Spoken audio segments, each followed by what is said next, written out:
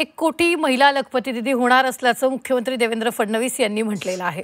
लाखो महिला लखपती दिदी झाल्याचंही मुख्यमंत्री म्हणाले। आम्ही बहिणींचं प्रेम स्वीकारणार असल्याचंही मुख्यमंत्री म्हणाले। मुख्यमंत्र्यांसाठी तब्बल 36,78,00,000 राख्या राज्यातील महिलांनी पाठवल्या। यावेळी बोलताना मुख्यमंत्र्यांनी नागरिक शक्ती थांबणार नसल्याचं म्हटलं।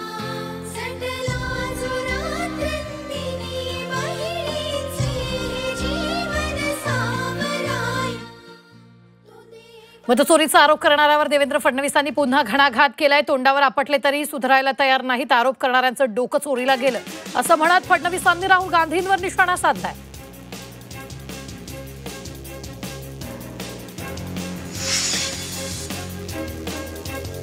यवतमाळ जिल्हा अल्पसंख्याक सेलचे जिल्हाध्यक्ष सगीर अन्सारी यांना पदावरून काढून टाकण्यात आले। अवघ्या 13 दिवसांपूर्वी सगीर अन्सारींची नियुक्ती झाली होती, मात्र रेती तस्करीसह गुन्हेगारी पार्श्वभूमीचा ठपका ठेवत त्यांच्यावर ही कारवाई करण्यात आली। परभणी जिल्हा परिषद आणि 9 पंचायत समित्यांच्या निवडणुकीसाठीची प्रभाग रचना निश्चित करण्यात आली। प्रारूप प्रभाग रचनेवर आलेले 11 आक्षेप विभागीय आयुक्त छत्रपती संभाजीनगर यांनी फेटाळल्यामुळे कोणताही बदल न करता 30 रचना अंतिम करण्यात आली। शेतकऱ्यांनी आता नुकसानीची सवय करून घेतली पाहिजे असं विधान केंद्रीय कृषी मूल्य आयोगाचे अध्यक्ष भाजप नेते पाशा पटेल यांनी केले। त्यांच्या या विधानामुळे नव्या वादाची शक्यता आहे। अतिवृष्टीमुळे झालेल्या नुकसानीबाबत बोलताना त्यांनी हे विधान केले। उद्योगमंत्री उदय सामंत यांनी शरद पवारांची भेट घेतली। शरद पवारांच्या सिल्वर ओक या निवासस्थानी उदय सामंतांनी पवारांची भेट घेतली। या भेटीत कोणतीही राजकीय चर्चा झाली नाही। अखिल भारतीय नाट्य परिषदेसंदर्भात या भेटीत चर्चा झाल्याची माहिती यावेळी उदय सामंतांनी दिली। मराठा आरक्षण उपसमितीचं अध्यक्षपद राधाकृष्ण विखे पाटलांकडे देण्यात आले। काँग्रेसमधून घरवापसी झालेल्या विखेंकडे ही जबाबदारी दिल्यानं भाजपचे ज्येष्ठ नेते चंद्रकांत पाटील यांना धक्का मानला जातोय। मात्र आपण या उपसमितीवर बराच काळ अध्यक्ष होतो, एकाच माणसानं किती काळ काम करायचं असं वक्तव्य चंद्रकांत पाटलांनी केलं। चंद्रपूर महापालिकेकडून चांदा क्लबमध्ये गणेश मूर्ती प्रदर्शन आणि विक्रीचं आयोजन करण्यात आलं। 24 ते 27 ऑगस्ट या कालावधीत हा उपक्रम राबवण्यात येणार आहे, त्यामुळे खरेदीदारांनी आकर्षक बक्षीसही देण्यात येणार आहे। भंडाऱ्यातील लाखनीमध्ये बैलपोळ्यानिमित्त मिरवणूक काढण्यात आली। ढोल ताशांच्या गजरात पारंपरिक वेशभूषेत ही मिरवणूक काढली। वाईटाचा नाश आणि चांगल्याचा विजय हा संदेश या उत्साहात देण्यात आला। सांगलीतील जतमध्ये गोपीचंद पडळकरांकडून गोकुळाष्टमी निमित्तानं भव्य दहीहंडी सोहळ्याचं आयोजन करण्यात आलं होतं। जतला कोणी दुष्काळी तालुका म्हणायचं धाडस येत्या 2 वर्षानंतर करणार नाही असं विधान यावेळी आमदार गोपीचंद पडळकर यांनी केलेलं आहे। अहिल्यानगरातील शनी शिंगणापुरात शनी दर्शनासाठी लाखो भाविकांची गर्दी झाली। आज श्रावण महिन्याचा शेवटचा दिवस असून शनी अमावस्या असल्यानं भाविकांची गर्दी झाली, त्यामुळे शनी मंदिर परिसर भाविकांनी फुलून गेला। बीडमधील पोलीस अधीक्षक कार्यालयात गणेशोत्सवानिमित्त शांतता समितीची बैठक घेण्यात आली। जिल्ह्यात कोणताही अनुचित प्रकार घडू नये यासाठी बैठक घेतली। या बैठकीत उत्सव काळात कायदा आणि सुव्यवस्था अबाधित ठेवण्यासाठी पोलिसांनी मार्गदर्शन केलं। खड्ड्यांमुळे नाशिक पेठ मार्गाची अक्षरशः चाळण झाली आहे। खड्ड्यांमुळे या मार्गावर वाहनं नादुरुस्त होतात, त्यामुळे रोज या मार्गावर वाहतुकीची कोंडी होते। रोज 8 ते 10 तासांच्या वाहतूक कोंडीमुळे वाहन चालक त्रस्त झाले।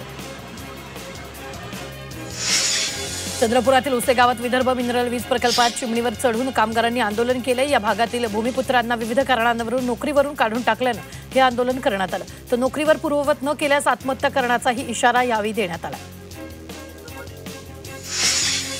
तुळजापूर नळदुर्ग रोडवर चालत्या एसटी बसनं पेट घेतला। चालकाच्या सतर्कतेमुळे मोठा अनर्थ टळलाय। तुळजापूरवरून निलेगावकडे ही बस निघालेली होती, तर तीर्थबुद्रुक जवळ बसला अचानक आग लागली। चालकाच्या सतर्कतेमुळे मोठा अनर्थ टळला। बसच्या केबिनमध्ये स्पार्किंग झाल्यानं बसनं पेट घेतल्याची प्राथमिक माहिती समोर आली। पुणे नागपूर वंदे भारतला प्रवाशांनी पसंती दर्शवली। गेल्या 10 दिवसांपूर्वी सुरू झालेल्या वंदे भारतमधून आतापर्यंत 5,000 प्रवाशांनी प्रवास केला। यातून रेल्वेला 67,98,000चं उत्पन्न मिळालं।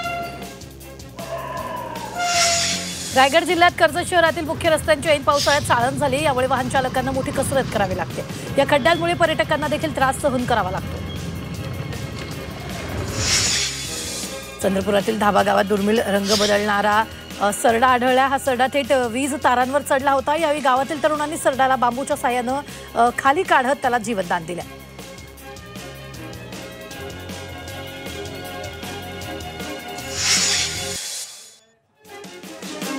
कोल्हापूरच्या सिद्धार्थनगरमध्ये तोडफोडीची घटना घडल्यानंतर पोलिसांनी दोन्ही गटाला पोलीस मुख्यालयामध्ये बोलवलं। या दोन्ही गटाला शांततेचं आवाहन पोलिसांनी केलं, त्याला प्रतिसाद देखील चांगला मिळाला। तोडफोडीच्या घटनेला जे कोणी जबाबदार असतील त्यांच्यावर कारवाई करण्याची मागणी देखील दोन्ही गटाच्या वतीनं करण्यात आली। अहिल्यानगरातील कोतवालीत पोलीस अधिकारी राष्ट्रवादीच्या कार्यालयाला लाचलुचपत विभागानं अटक केली। 1.5 लाख रुपयांची लाच स्वीकारताना अधिकारी आणि कार्यकर्त्याला अटक करण्यात आली। या दोघांना 1 दिवसाची पोलीस कोठडी सुनावण्यात आली। नागपुरात मन्या लाकडी नंदीची चर्चा सुरू झालेली। 8 फूट उंच आणि 5 फूट लांबीचा हा लाकडी बैल असून या नंदीची किंमत तब्बल 4,71,000 रुपये। त्यामुळे हा लाकडी नंदी बाजारात आकर्षक ठरतोय।